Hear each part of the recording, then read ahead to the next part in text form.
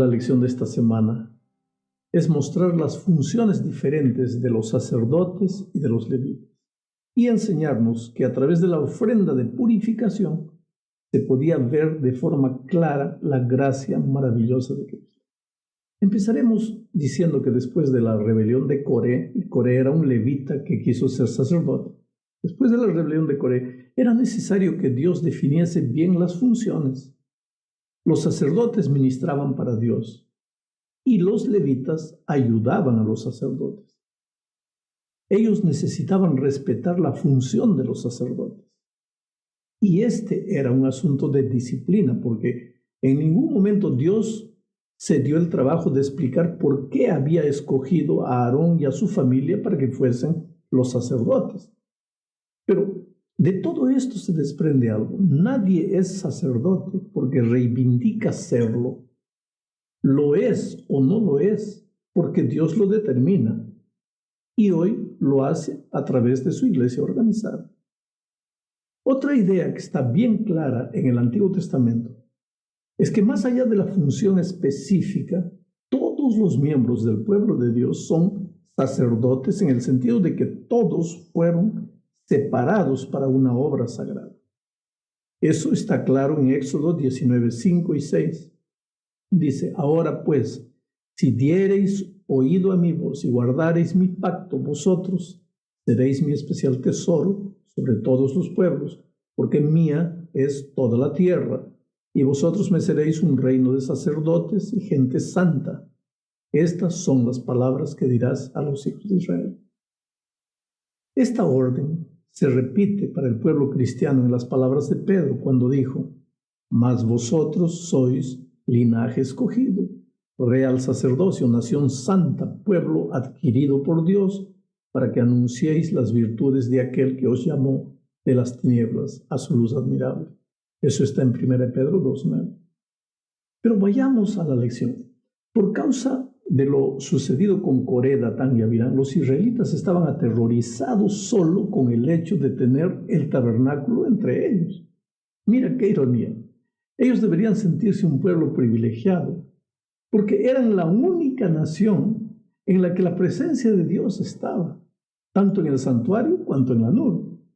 Dios los estaba dirigiendo y ellos, en lugar de ser agradecidos, por eso estaban con miedo. ¿Sabes por qué? Es que la presencia de Dios es bendición para los que le obedecen, pero puede volverse una maldición para los rebeldes que no desean andar en sus caminos. Delante de este cuadro de temor vino Dios y habló específicamente a Aarón, exaltando todavía más su ministerio como sumo sacerdote. Si los sacerdotes y los levitas obedeciesen esas órdenes divinas, el pueblo no sería juzgado y no tenían por qué tener miedo del tabernáculo. El asunto del ministerio era algo muy serio, porque si los sacerdotes no obedeciesen las recomendaciones divinas, podían morir. Si permitiesen que una persona no autorizada entrase al tabernáculo y ministrase allí, todos podían morir. Cualquier desobediencia, inclusive en el modo de vestirse o lavarse, podía ser fatal. Dios consideraba a Aarón y a sus hijos responsables por cualquier profanación del santuario. El sacerdocio era una dádiva de Dios a Israel, porque sin los sacerdotes ellos no podrían acercarse a Dios. Los levitas ya, por su parte, eran una dádiva de Dios a los sacerdotes, para que los ayudasen en las tareas más pesadas y ellos, los sacerdotes, pudiesen dedicarse al ministerio del tabernáculo y a la atención espiritual del pueblo. Ahora, la relación de los diáconos de Hechos 6 con los apóstoles era más o menos parecida. No existe nada de menos importancia en servir a la mesa del Señor, pero Dios les había dado a los apóstoles otro trabajo. Hoy, además de estar presente en su santo templo, Dios desea habitar en nuestro cuerpo a través del Espíritu Santo y nos ha encomendado cuidar de su templo, que es nuestro cuerpo. Si alguno destruyere el templo de Dios, Dios le destruirá a él, porque el templo de Dios, el cual sois vosotros, santo es, dice 1 Corintios 3:17. Avanzando con la lección, hay dos puntos que deben quedar bien claros en la mente. El primero es que Dios es el que determina quién va a ser sacerdote o no. Él no le dio esa atribución al pueblo. El segundo punto es que Dios se dio el trabajo de volver a explicar las funciones y los límites entre los sacerdotes y los levitas, como una expresión de su gracia salvadora. Dios no se alegra con la destrucción de los impíos. Si de Dios dependiese, no destruiría a nadie. No quiero la muerte del impío, declara. Entonces, para que el pueblo no corriese el riesgo de confundir otra vez las cosas, y para que nadie dijese, yo no sabía, Dios invierte tiempo explicando las funciones. Ese es también el propósito de la predicación del Evangelio. Darle la oportunidad al pecador de arrepentirse y volverse de sus malos caminos. Por eso, hoy es el día de buena nueva. Hoy es el día de salvación. El tercer punto de la lección nos lleva a considerar la manutención de los sacerdotes y los levitas. Como siervos de Dios, ellos merecían los cuidados del pueblo. Al contrario de las otras tribus, los levitas no tendrían herencia en la tierra prometida porque el Señor era la herencia de ellos y recibirían 48 ciudades para habitar. Las necesidades de los sacerdotes y de los levitas serían suplidas por las ofrendas, sacrificios y diezmos del pueblo. Dios determinó que los sacerdotes tendrían porciones de las ofrendas de manjares y de los sacrificios por los pecados y de los sacrificios pacíficos y también de las primicias, y debería comer sabiendo el carácter santo de esa comida. Por su vez, los levitas recibían los diezmos que el pueblo de Dios llevaba al santuario. Los israelitas devolvían 3 diezmos, uno que era llevado para los levitas, otro que era comido allí mismo y otro cada 3 años. Los levitas, por su vez, deberían separar el diezmo de lo que recibían y llevarlo al sumo sacerdote. El principio bíblico es que los que se dedican al ministerio deben vivir del ministerio. Jesús dijo, digno es el trabajador de su salario. Y Pablo escribió, así ordenó el Señor a los que predican el Evangelio, que vivan del Evangelio. Y llegamos al fin de la lección. En la vida diaria del pueblo de Israel necesitaba tener mucho cuidado con lo que era limpio o inmundo, pues eso determinaba su relación con Dios y con las otras personas del campamento. La meta de Dios para su pueblo era, seréis santo porque yo soy santo. Esta declaración se encuentra 8 veces en la Biblia. Las indicaciones de lo que era limpio o inmundo se encuentra detallada en Levítico 11 al 15, diciendo a los israelitas lo que podían comer, cómo debían tratar de flujos corporales e infecciones y qué debían hacer con los cadáveres. Claro que la higiene con fines de salud era uno de los motivos de todo eso.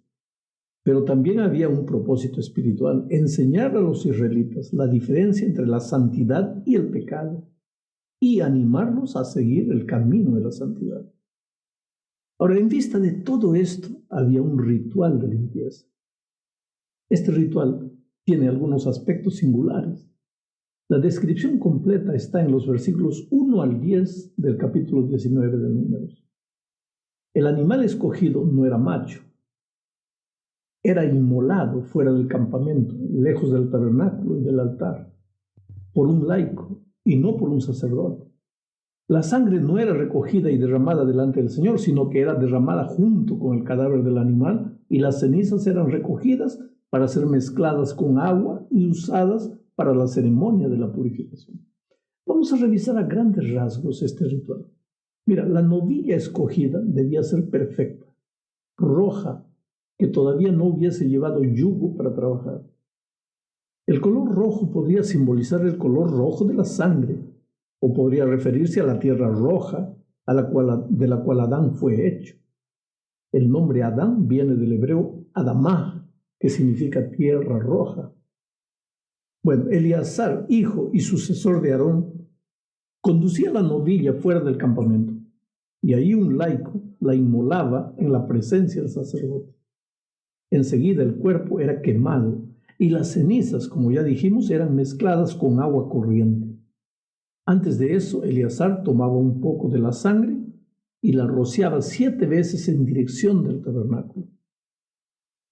Pero lo que interesa es cómo eran usadas esas cenizas.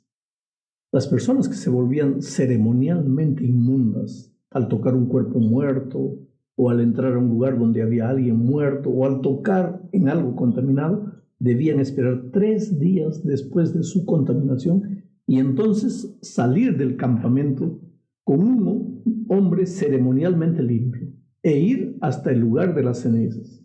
Allí el hombre mezclaba las cenizas con agua corriente y con un hisopo rociaba eso sobre el inmundo. Esto se hacía por 4 días seguidos. Al final, el hombre que estaba siendo limpiado lavaba su cuerpo y su vestido y esperaba el fin del día para volver al campamento limpio. Todo esto, que son detalles que tal vez no tienen mucho significado para ti, pero todo esto nos muestra una cosa. Dios lleva a serio la contaminación con el pecado. Dios no pasa por alto el pecado. La paga del pecado es la muerte, pero Dios proveyó la sangre de Jesús para la limpieza de nuestro pecado. Y por su gracia hoy podemos acercarnos sin miedo al trono de su gracia para encontrar solución para nuestras dificultades. Por eso, querido, aunque hayas caído, aunque estés contaminado por el pecado, yo siempre digo una cosa y a veces puedo hasta ser malentendido. Que Dios te libre de caer, que en su maravilloso amor nunca caigas, pero si caes, por favor, si caes, si por esas cosas de la vida caes, no pienses que está todo perdido, que está todo acabado, levántate y continúa para frente, porque hay perdón y hay poder en Jesús.